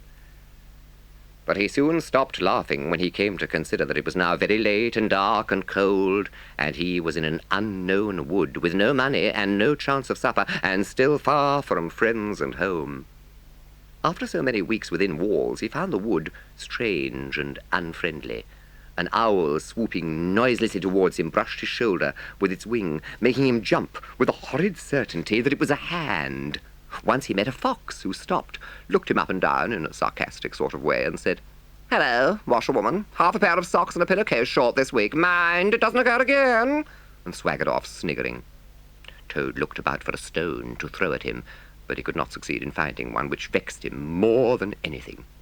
At last, cold, hungry, and tired out, he sought the shelter of a hollow tree, where, with branches and dead leaves, he made himself as comfortable a bed as he could, and slept soundly till the morning. The front door of the hollow tree faced eastwards, so Toad was called at an early hour. Sitting up, he rubbed his eyes first, and his complaining toes next, wondered for a moment where he was, looking round for familiar stone wall and little barred window. Then, with a leap of the heart, remembered everything. His escape, his flight, his pursuit. Remembered first, and best thing of all, that he was free. He had all the world to himself that early summer morning. As he tramped along gaily, he thought of his adventures and escapes, and how, when things seemed at their worst, he'd always managed to find a way out, and his pride and conceit began to swell within him. "Ho, ho," he said to himself as he marched along with his chin in the air. "What a clever Toad I am! There is surely no animal equal to me for cleverness in the whole world. My enemies shut me up in prison, encircled by sentries, watched night and day by warders. I walk through them all by sheer ability coupled with courage. They pursue me with engines and policemen and revolvers. I snap my fingers at them and vanish laughing into space. Oh, I am the Toad, the handsome, the popular, the successful Toad." He got so puffed up with his conceit that he made up a song as he walked in praise of himself, and sang it at the top of his voice, though there was no one to hear it but him. It was perhaps the most conceited song that any animal ever composed. "The world has had great heroes, as history books have showed, but never a name to go down to fame compared with that of Toad. The clever men at Oxford know all there is to be knowed, but they none of them know one half as much as intelligent Mr. Toad. The animals sat in the ark and cried, their tears in torrents flowed. Who was it said, 'There's land ahead,' encouraging Mr. Toad? The army all saluted as they marched along the road. Or was it the king or Kitchener? No, it was Mr. Toad. Oh, the Queen and her ladies in waiting sat at the window and sewed. She cried, 'Look, who's that handsome man?' They all answered, 'Mr. Toad.'" There was a great deal more of the same sort, but too dreadfully conceited to be written down. These are some of the milder verses. He sang as he walked, and he walked as he sang, and got more inflated every minute. But his pride was shortly to have a severe fall. After some miles of country lanes, he reached the high road, and as he turned into it and glanced along its white length, he saw approaching him a speck that turned into a dot, and then into a blob, and then into something very familiar. And a double note of warning, only too well known, fell on his delighted ear. He stepped confidently out into the road to hail the motor car, which came along at an easy pace, slowing down as it neared the lane, when suddenly he became very pale. His heart turned to water, his knees shook and yielded under him, and he doubled up and collapsed with a sickening pain in his interior. And well he might, the unhappy animal, for the approaching car was the very one he had stolen out of the yard of the Red Lion Hotel on that fatal day when all his troubles began, and the people in it were the very same people he had sat and watched at luncheon in the coffee-room. He sank down in a shabby, miserable heap in the road, murmuring to himself in his despair, "Oh, it's all up. It's all over now. Chains and policemen again, prison again, dry bread and water again. Oh, hapless Toad. Oh, ill-fated animal." The terrible motor car drew slowly nearer and nearer till at last he heard it stop just short of him. Two gentlemen got out and walked round the trembling heap of crumpled misery lying in the road, and one of them said, "Oh dear, this is very sad. There's a poor old thing, a washerwoman, apparently, who's fainted in the road. Perhaps she's overcome by the heat, poor creature. Or probably she's not had any food today. Let's lift her into the car and take her to the nearest village where doubtless she has friends." They tenderly lifted Toad into the motor car and propped him up with soft cushions and proceeded on their way. When Toad heard them talk in so kind and sympathetic a manner, he knew that he was not recognized. His courage began to revive, and he cautiously opened first one eye and then the other. "Oh, look," said one of the gentlemen. "She's better already. The fresh air's doing her good. How do you feel now, Ma'am?" "Oh, thank you kindly, sir," said Toad in a feeble voice. "I'm feeling a great deal better." "That's right," said the gentleman. "Now keep quite still, and, above all, don't try to talk." "I won't," said Toad. "I was only thinking if I might sit on the front seat there beside the driver, where I could get the fresh air full in my face, I should soon be all right again." "You're a very sensible woman," said the gentleman. "Of course you shall." So they carefully helped Toad into the front seat beside the driver, and on they went once more. Toad was almost himself again by now. He sat up, looked about him, and tried to beat down the tremors, the yearnings, the old cravings that rose up and beset him and took possession of him entirely. "It is fate," he said to himself. "Why strive? Why struggle?" And he turned to the driver at his side.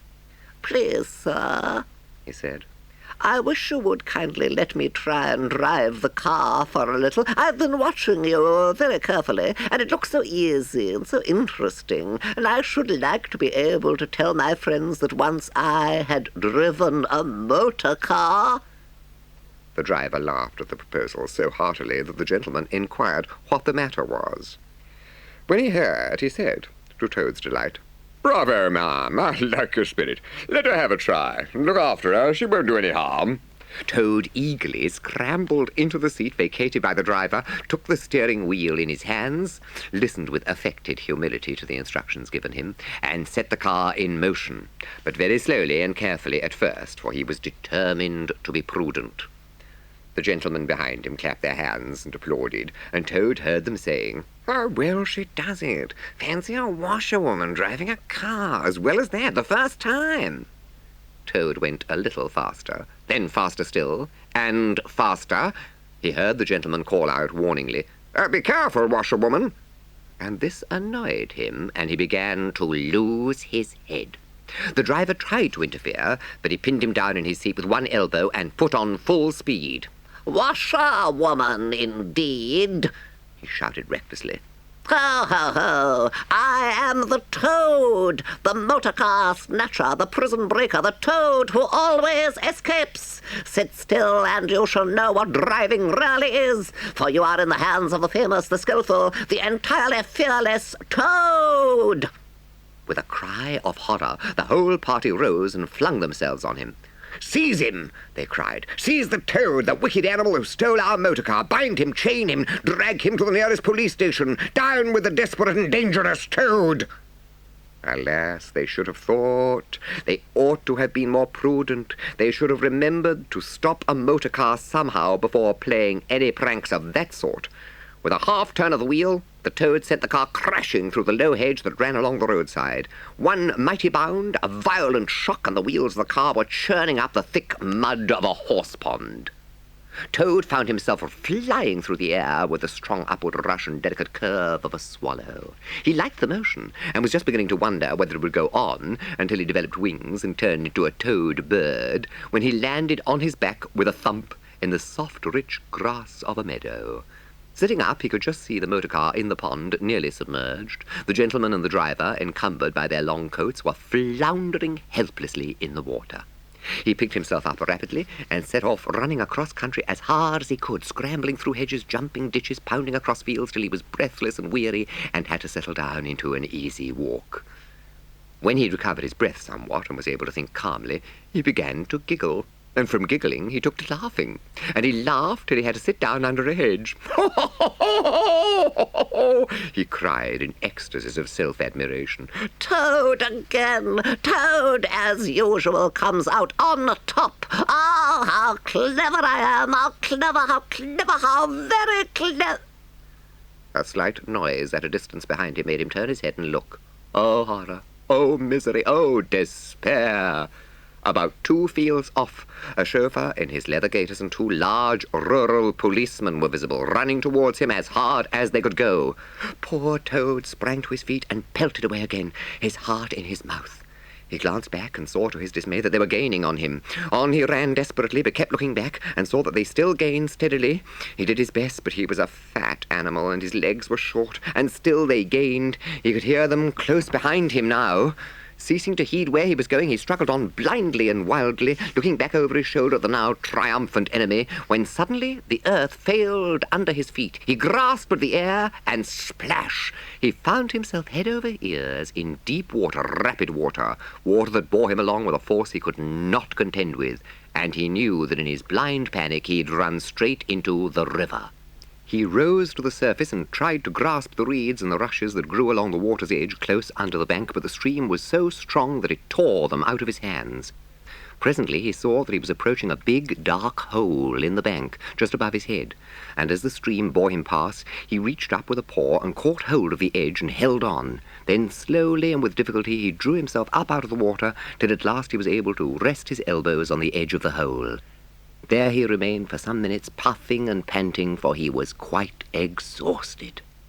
As he sighed and blew and stared before him into the dark hole, some small, bright thing shone and twinkled in its depths, moving towards him. As it approached, a face grew up gradually all round it, and it was a familiar face, brown and small with whiskers, grave and round with neat ears and silky hair. It was the water rat.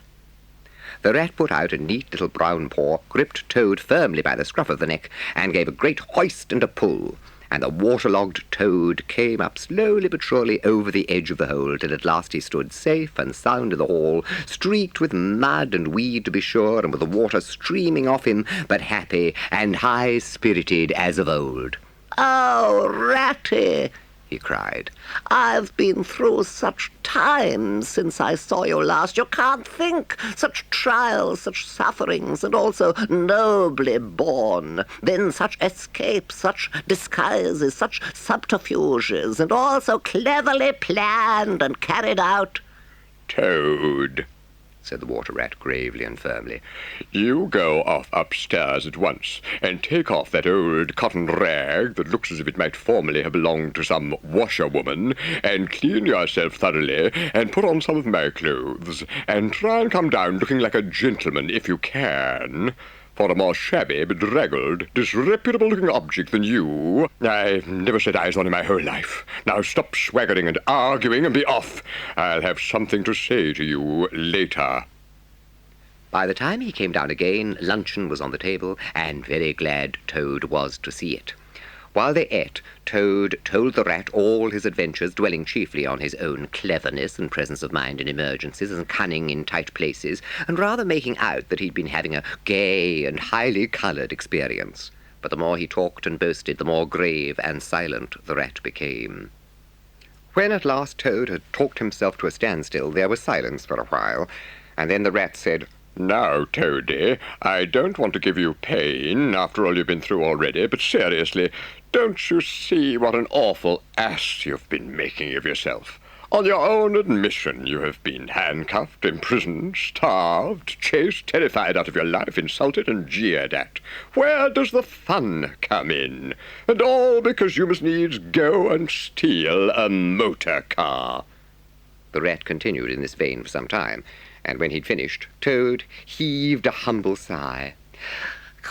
Quite right, Ratty. How sound you always are. Yes, I've been a conceited old ass. I can quite see that. But now I'm going to be a good toad and not do it any more. We'll have our coffee and a smoke and a quiet chat, and then I'm going to stroll gently down to Toad Hall and get into clothes of my own and set things going again on the old lines. Stroll gently down to Toad Hall? Cried the rat, greatly excited. What are you talking about? Do you mean to say you haven't heard? Heard what? Said Toad, turning rather pale. Do you mean to tell me, shouted the rat, thumping with his little fist upon the table, that you've heard nothing about the Stoats and the Weasels? What? The Wild Wooders? cried Toad, trembling in every limb. No, not a word. What have they been doing? And how they've been and taken Toad Hall? Continued the rat. Toad leaned his elbows on the table and his chin on his paws, and a large tear welled up in each of his eyes, overflowed and splashed on the table, plop, plop. Go on, Ratty, he murmured presently. Tell me all. The worst is over. I am an animal again. I can bear it. When you got into that trouble of yours, said the rat slowly and impressively, I mean when you disappeared from society for a time over that misunderstanding about a machine, you know. Toad merely nodded. Well, it was a good deal talked about down here, naturally. Not only along the riverside, but even in the wildwood, animals took sides, as always happens. The river bankers stuck up for you and said that you'd been infamously treated, and there was no justice to be had of the land nowadays. But the wildwood animals said hard things and served you right, and it was time this sort of thing was stopped. And they got very cocky and went about saying that you were done for this time. You would never come back again. Never, never. Toad nodded once more, keeping silence. That's the sort of little beasts they are. The rat went on. But Mole and Badger, they stuck out through thick and thin that you would come back again soon, somehow. They didn't know exactly how, but somehow. So they arranged to move their things into Toad Hall and sleep there and keep it aired and have it all ready for you when you turned up. They didn't guess what was going to happen, of course. Still, they had their suspicions of the wildwood animals. Now I come to the most painful and tragic part of my story.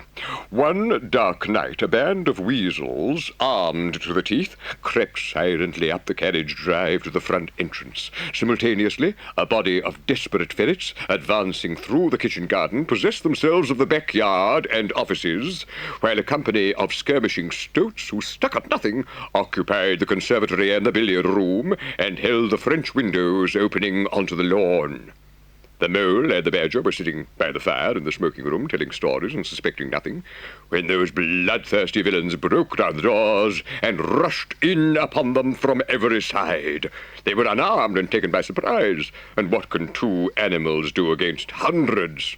They took and beat them severely with sticks, those two poor faithful creatures, and turned them out into the cold and the wet with many insulting and uncalled-for remarks. Here the unfeeling Toad broke into a snigger, and then pulled himself together and tried to look particularly solemn. And the wildwooders have been living in Toad Hall ever since, continued the rat, and going on simply anyhow. And the Mole and the Badger, said Toad lightly. What's become of them, the dear fellows? Well, may you ask, said the rat reproachfully. While you were riding about the countryside in expensive motor cars, these two poor devoted animals have been camping out in the open in every sort of weather, living very rough by day and lying very hard by night, watching over your house, patrolling the boundaries, keeping a constant eye on the stoats and the weasels, scheming and planning and contriving how to get your property back for you. You don't deserve to have such true and loyal friends, Toad. You don't really. I am an ungrateful beast, I know, sobbed Toad, shedding bitter tears. Let me go out and find them, out into the cold, dark night, and share their hardships, and try to prove by... hold on a bit. Surely I heard the chink of dishes on a tray. Supper's here at last. Hooray! Come on, Ratty. They had just finished their meal and resumed their armchairs when there came a heavy knock at the door. Toad was nervous, but the rat, nodding mysteriously at him, went straight up to the door and opened it, and in walked Mr. Badger. He came solemnly up to Toad, shook him by the paw, and said, "Welcome home, Toad. Alas! What am I saying? Home, indeed. This is a poor homecoming. Unhappy Toad." Then he turned his back on him, sat down to the table, drew his chair up, and helped himself to a large slice of cold pie. Presently there came another and a lighter knock. The rat went to the door and ushered in the mole, very shabby and unwashed, with bits of hay and straw sticking in his fur. Hooray! Here's old Toad!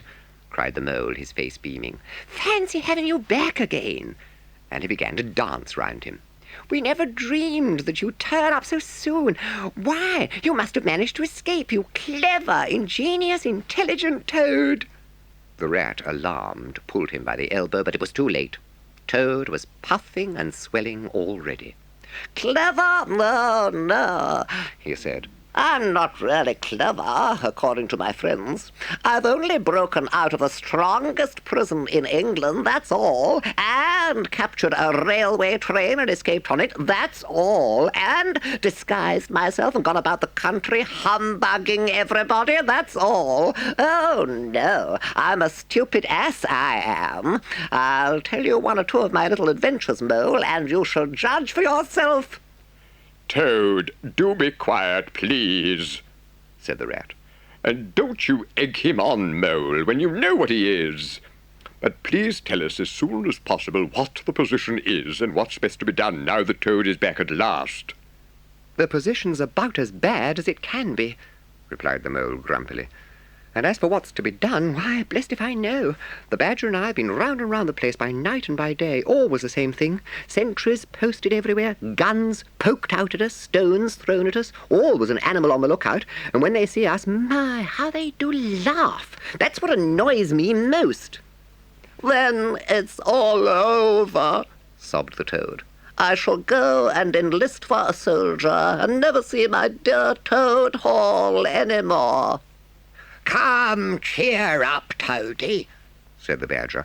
"There are more ways of getting back a place than taking it by storm.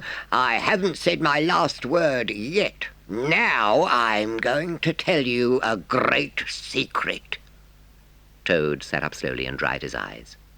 "There is an underground passage that leads from the river bank quite near here, right up into the middle of Toad Hall."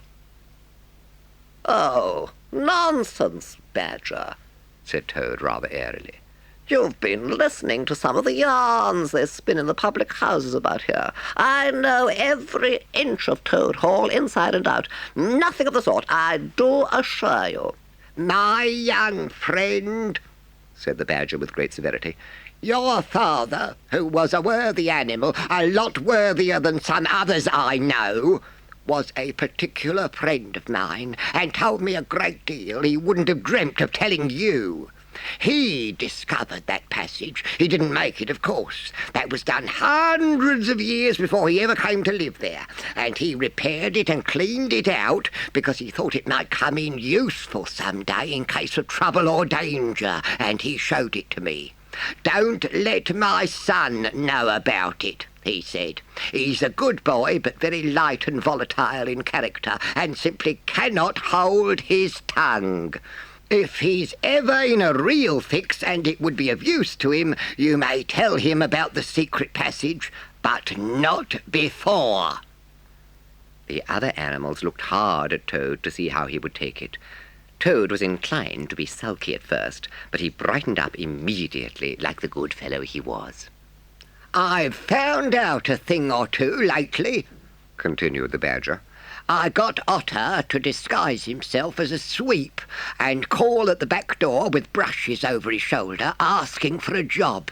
There's going to be a big banquet tomorrow night. It's somebody's birthday, the chief weasels, I believe, and all the weasels will be gathered together in the dining hall, eating and drinking and laughing and carrying on, suspecting nothing. No guns, no swords, no sticks, no arms of any sort whatever.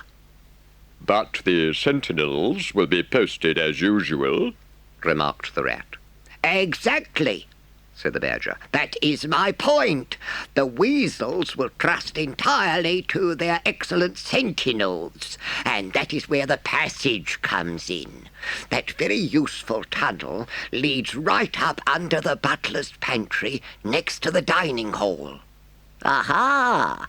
That squeaky board in the butler's pantry, said Toad. Now I understand it. We shall creep out quietly into the butler's pantry, cried the mole. with our pistols and swords and sticks, shouted the rat. And rush in upon them, said the badger.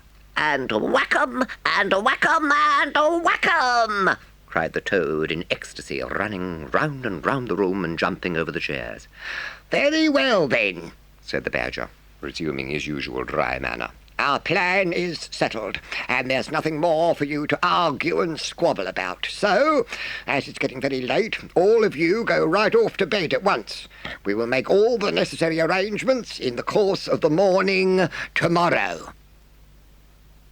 Toad slept till a late hour next morning, and by the time he got down, he found that the other animals had finished their breakfast some time before. The mole had slipped off somewhere by himself without telling anyone where he was going. The badger sat in the armchair, reading the paper and not concerning himself in the slightest about what was going to happen that very evening.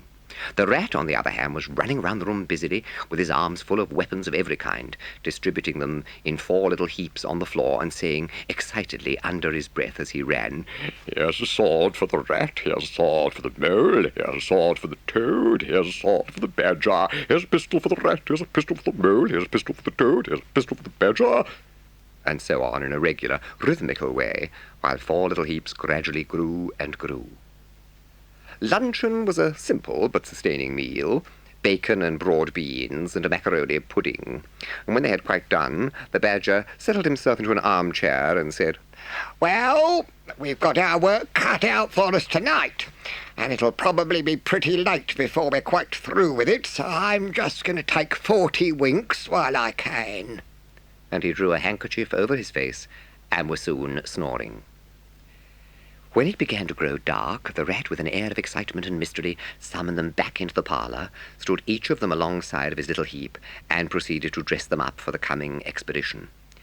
When all was quite ready, the badger took a dark lantern in one paw, grasped his great stick with the other, and said, Now then, follow me. So at last they were all in the secret passage, and the cutting-out expedition had really begun. It was cold and dark and damp and low and narrow. They groped and shuffled along with their ears pricked up and their paws on their pistols, till at last the badger said, We ought by now to be pretty nearly under the hall. Then suddenly they heard, far away as it might be, yet apparently nearly over their heads, a confused murmur of sound. Hooray, hooray, hooray, hooray! They heard, and the stamping of little feet on the floor, and the clinking of glasses as little fists pounded on the table. What a time they're having, said the badger. Come on! They hurried along the passage till it came to a full stop, and they found themselves standing under the trap door that led up into the butler's pantry. The badger said, Now, boys, all together! And the 4 of them put their shoulders to the trap door and heaved it back. The noise as they emerged from the passage was simply deafening. At last, as the cheering and hammering slowly subsided, a voice could be made out saying, Well, I do not propose to detain you much longer, but before I resume my seat, I should like to say one word about our kind host, Mr. Toad. We all know Toad, good Toad, modest Toad, honest Toad. Shrieks of merriment followed this last remark.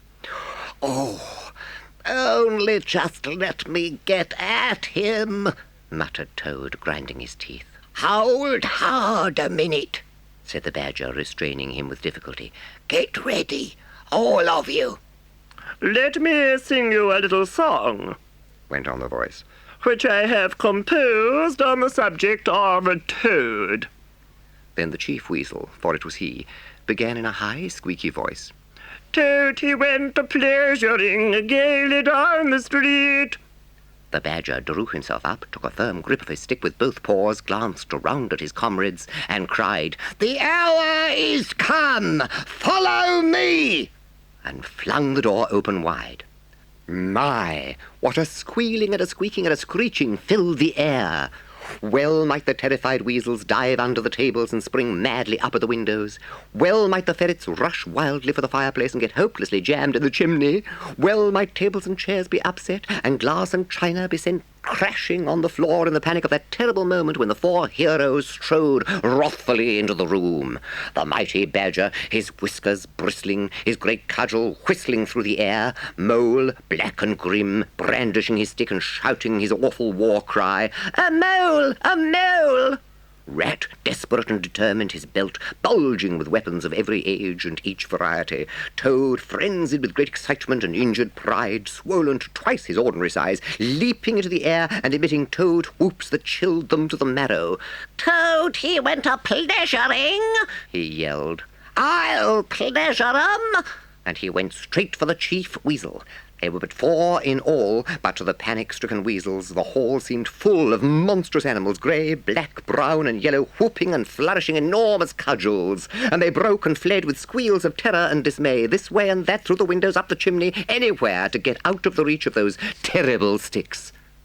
The affair was soon over.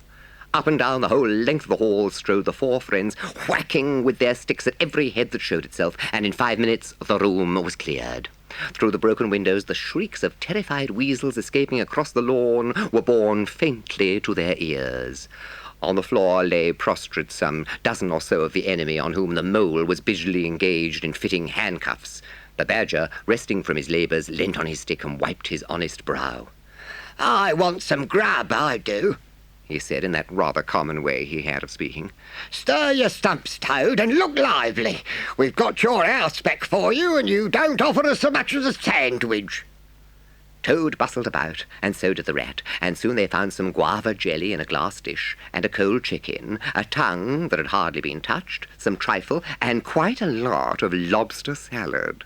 And in the pantry they came upon a basket full of French rolls, and any quantity of cheese, butter, and celery. So they finished their supper in great joy and contentment, and presently retired to rest between clean sheets safe in Toad's ancestral home, won back by matchless valour, consummate strategy, and a proper handling of sticks. The following morning, Toad, who had overslept himself as usual, came down to breakfast disgracefully late. The Badger looked up as the late-comer entered and remarked rather shortly, I'm sorry, Toad, but I'm afraid there's a heavy morning's work in front of you. You see, we really ought to have a banquet at once to celebrate this affair. It's expected of you. In fact, it's the rule. Oh, all right, said the Toad readily. anything to oblige. What is my pleasure or convenience compared with that of others? You wish it done, and it shall be done. The Badger looked at him very suspiciously, but Toad's frank, open countenance made it difficult to suggest any unworthy motive in this change of attitude. He quitted the room, and as soon as the door had closed behind him, Toad hurried to the writing table. A fine idea had occurred to him while he was talking. He would write the invitations, and he would take care to mention the leading part he'd taken in the fight, and how he had laid the Chief Weasel flat, and he would hint at his adventures, and what a career of triumph he had to tell them about. And on the fly-leaf he would give a sort of programme of entertainment for the evening, something like this, as he sketched it out in his head. Speech by Toad. There will be other speeches by Toad during the evening. Address by Toad. Song by Toad, composed by himself. Other compositions by Toad, and will be sung in the course of the evening by the composer." The idea pleased him mightily, and he worked very hard and got all the letters finished by noon. When the other animals came back to luncheon, very boisterous and breezy after a morning on the river, the mole looked doubtfully at Toad, expecting to find him sulky or depressed. Instead, he was so uppish and inflated that the mole began to suspect something, while the rat and the badger exchanged significant glances. As soon as the meal was over, Toad thrust his paws deep into his trouser pockets, remarked casually, "Well, look after yourselves, you fellows. Ask for anything you want." and was swaggering off in the direction of the garden where he wanted to think out an idea or two for his coming speeches, when the rat caught him by the arm. Toad rather suspected what he was after, and did his best to get away, but when the badger took him firmly by the other arm, he began to see that the game was up. The two animals conducted him between them back into the smoking room that opened out of the entrance hall, shut the door, and put him in a chair. Then they both stood in front of him, while Toad sat silent and regarded them with much suspicion and ill humour. "Now, look here, Toad," said the rat. "It's about this banquet, and very sorry I am to have to speak to you like this, but we want you to understand clearly, once for all, that there are going to be no speeches and no songs. Try and grasp the fact that on this occasion we are not arguing with you, we're just telling you." Toad saw that he was trapped. "Mayn't I sing just one little song?" He pleaded piteously. "No, not one little song," replied the rat firmly, though his heart bled as he noticed the trembling lip of the poor disappointed Toad. "It's no good, Toady. You know well that your songs are all conceit and boasting and vanity, and your speeches are all self-praise and, gross exaggeration and... And gas," put in the badger in his common way. "It's for your own good, Toady," went on the rat. "You know you must turn over a new leaf sooner or later, and now seems a splendid time to begin, a sort of turning point in your career. Please don't think that saying all this doesn't hurt me more than it hurts you." Toad remained a long while plunged in thought. At last he raised his head, and the traces of strong emotion were visible on his features. "You have conquered, my friends," he said in broken accents, and pressing his handkerchief to his face, he left the room with faltering footsteps. "Badger," said the rat, "I feel like a brute. I wonder what you feel like." "Oh, I know," said the badger gloomily. "but the thing had to be done. This good fellow has got to live here and hold his own and be respected. Would you have him a common laughing-stock, mocked and jeered at by stoats and weasels?" "Of course not," said the rat. "And talking of weasels, it's lucky we came upon that little weasel just as he was setting out with Toad's invitations. I suspected something from what you told me, and had a look at one or two. They were simply disgraceful. I confiscated the lot, and the good mole is now sitting in the blue boudoir, filling up plain, simple invitation cards." At last the hour for the banquet began to draw near, and Toad, who on leaving the others had retired to his bedroom, was still sitting there, melancholy and thoughtful. His brow resting on his paw, he pondered long and deeply. Gradually his countenance cleared, and he began to smile, long, slow smiles. Then he took to giggling in a shy, self-conscious manner. At last he got up, locked the door, drew the curtains across the windows, collected all the chairs in the room and arranged them in a semicircle, and took up his position in front of them, swelling visibly. Then he bowed, coughed twice, and, letting himself go, with uplifted voice he sang to the enraptured audience that his imagination so clearly saw. "Toad's last little song. The toad came home. There was panic in the parlour and howling in the hall. There was crying in the cowshed and a shrieking in the stall. When the toad came home, when the toad came home, there was smashing in of window and a crashing in of door. There was chivying of weasels that fainted on the floor. When the toad came home, bang go the drums. The trumpeters are tooting and the soldiers are saluting and the cannon they are shooting and the motor cars are hooting as the hero comes. Shout hooray, and let each one of the crowd try and shout it very loud in honor of an animal of whom you're justly proud, for it's Toad's great day. He sang this very loud, with great unction and expression, and when he had done, he sang it all over again. Then he heaved a deep sigh, a long, long, long sigh. Then he dipped his hairbrush in the water jug, parted his hair in the middle, and plastered it down very straight and sleek on each side of his face, and, unlocking the door, went quietly down the stairs to greet his guests, whom he knew must be assembling in the drawing-room. All the animals cheered when he entered, and crowded round to congratulate him and say nice things about his courage and his cleverness and his fighting qualities, but Toad only smiled faintly and murmured, "Ah, not at all," or sometimes for a change, "On the contrary." The Badger had ordered everything of the best, and the banquet was a great success.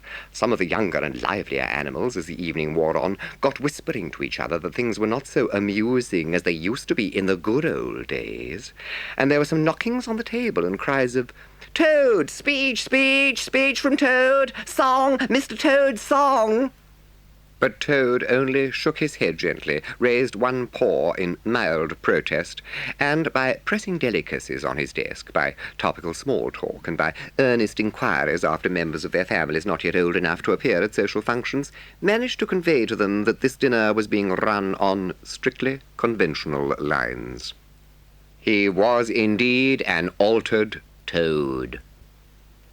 After this climax, the four animals continued to lead their lives, so rudely broken in upon by civil war, in great joy and contentment, undisturbed by further risings or invasions. Sometimes, in the course of long summer evenings, the friends would take a stroll together in the wild wood, now successfully tamed as far as they were concerned, and it was pleasing to see how respectfully they were greeted by the inhabitants, and how the mother weasels would bring their young ones to the mouths of their holes and say, pointing, "Look, baby, there goes the great Mr. Toad, and that's the gallant water rat, a terrible fighter, walking along of him, and yonder comes the famous Mr. Mole, of whom you so often have heard your father tell." But when their infants were fractious and quite beyond control, they would quiet them by telling how, if they didn't hush them and not fret them, the terrible grey Badger would up and get them. This was a base libel on Badger, who, though he cared little about society, was rather fond of children. But it never failed to have its full effect.